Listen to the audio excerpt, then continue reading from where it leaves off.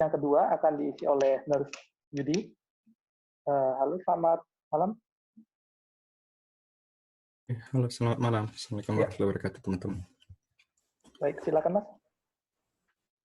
Ya, selamat malam Mbak Mutia, teman-teman sekalian. Perkenalkan, saya Chandra, saya dari Jepang, saat ini sedang mengambil S3 untuk Disaster Nursing Global Leader. April 2020, pemerintah Jepang itu di awal itu menetapkan state of emergency, situasi gawat darurat. Implementasinya itu lebih kurang sebetulnya sama seperti PSBB di Indonesia, lebih kurang seperti itu. Jadi tidak lockdown full, dan itu di awal itu hanya untuk 7 prefecture. Tetapi melihat berbagai perkembangan yang ada karena jumlah pasien positif COVID itu terus bertambah, akhirnya pada tanggal 16 April 2020, pemerintah Jepang menetapkan status state of emergency ini untuk seluruh wilayah di Jepang. Nah, status ini sendiri berlaku sampai dengan tanggal 6 Mei 2020. Nah, jadi kalau jika teman-teman lihat di sini, di sebelah kiri itu ada foto terkait dengan pemetaan sejauh mana wilayah yang terdampak. Jadi sejauh ini wilayah yang terdampak itu 5 besarnya, di antaranya itu ada Tokyo, Osaka, kemudian Hokkaido, Saitama, dan sekitarnya. Dan sampai sejauh ini trennya sebetulnya sudah mulai cenderung menurun, tetapi tetap saja setiap harinya jumlah pasiennya terus bertambah. Nanti lebih lengkapnya akan saya paparkan di belakang. Nah, terkait dengan penetapan status ini, akhirnya berimbas ada sekitar 70 lebih negara yang terkena travel ban, termasuk salah satunya Indonesia.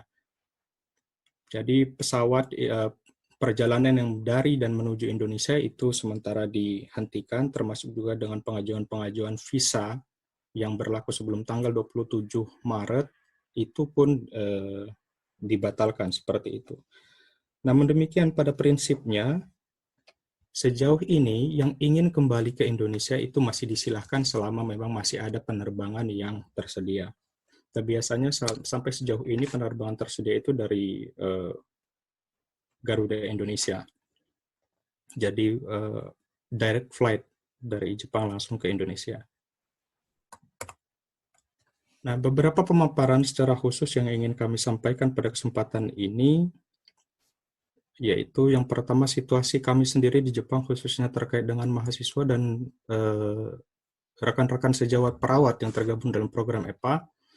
Kebetulan saya sendiri selain studi juga berkesempatan di waktu-waktu luang juga beraktivitas bersama teman-teman tersebut dan juga bersama teman-teman PPI beserta warga yang ada.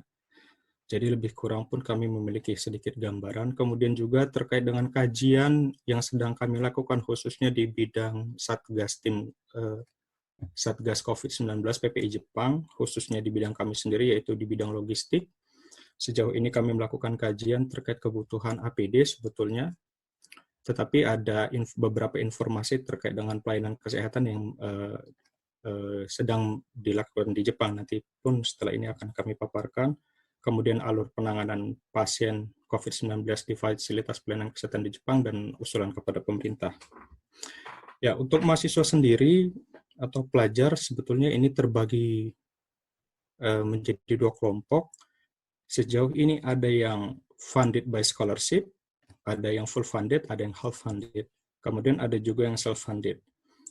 Untuk yang full funded sampai sejauh ini kami dengar itu sebetulnya tidak ada masalah dengan situasi ataupun kondisi mereka saat ini terkait dengan dampak COVID-19.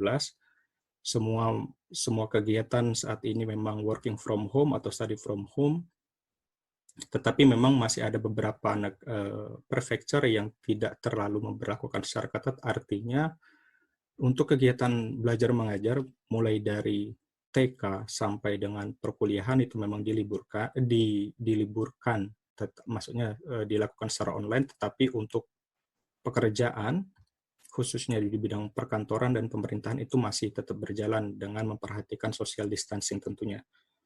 Nah, untuk teman-teman sendiri, kembali lagi ke teman-teman sendiri, yang teman-teman pelajar maksud saya di sini, untuk ke full funded itu tidak ada masalah, tetapi teman-teman yang berada di sini dengan half funded scholarship ataupun self funded, artinya pendanaan secara mandiri, itu yang mereka memang terkena dampak secara signifikan, karena sejauh ini mereka pun untuk membiayai kehidupan ataupun membiayai perkuliahan, selain support dari keluarga, tentunya mereka pun membiayai itu sendiri dari hasil kerja part-time. Nah, sebagian besar part-time yang tersedia itu berada di sektor pariwisata seperti restoran, kemudian itu pemandu wisata, kemudian itu ada juga perhotelan dan lain sebagainya. Nah, karena memang sektor-sektor tersebut untuk sementara dihentikan, banyak yang tutup sehingga mereka pun tidak ada pemasukan. Nah, alhamdulillahnya sejauh ini dari pemerintah melalui KBRI Tokyo maupun KJRI Osaka secara aktif, yang kami ketahui itu memang melakukan memberikan perhatian khususnya kepada para mahasiswa ini sendiri. Sampai dan saat ini ada sekitar 300 orang yang telah dan akan mendapatkan bantuan, yaitu berupa paket sembako dari KBRI dan KBRI Tokyo dan KJR Osaka. Nah, 300 ini sendiri kami ingin informasikan bahwa ini tidak hanya yang memang full-time student yang berada di sini, tapi juga ada yang sedang melakukan student exchange program. Beberapa di antaranya sebetulnya sudah selesai programnya tersebut dan harusnya mereka sudah kembali, tetapi ada beberapa di antaranya tidak bisa kembali karena memang dari maskapai penerbangan itu melakukan flight cancellation, sehingga mereka tidak bisa kembali. Tetapi pada prinsipnya saat ini mereka ada beberapa yang sedang mencari penerbangan yang memungkinkan untuk bisa membawa mereka kembali ke tanah air. Nah, hanya saja ada masalah di sini. Masalahnya itu jika penerbangan yang dipesan itu merupakan penerbangan dengan tiket promo.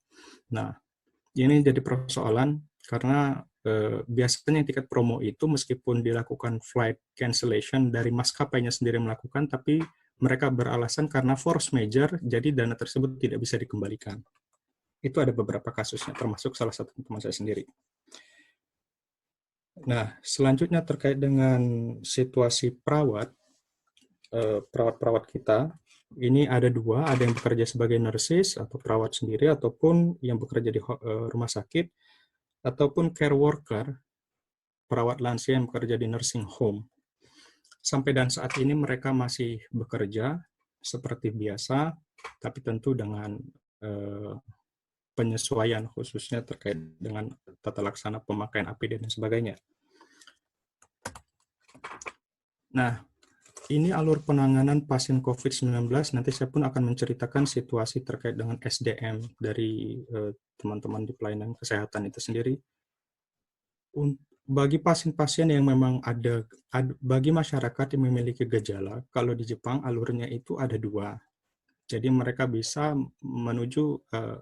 bisa memeriksakan langsung ke rumah sakit.